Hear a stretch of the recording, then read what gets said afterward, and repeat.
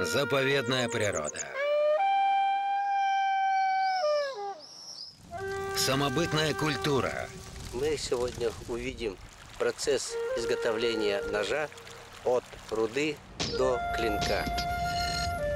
Увлекательная охота. Охота на изюбря, скажу я вам, практически самый спортивный вид охоты. И неспешная рыбалка. Ничего себе я поймал. Это вот сик. По Якутии с Александром Борисовым.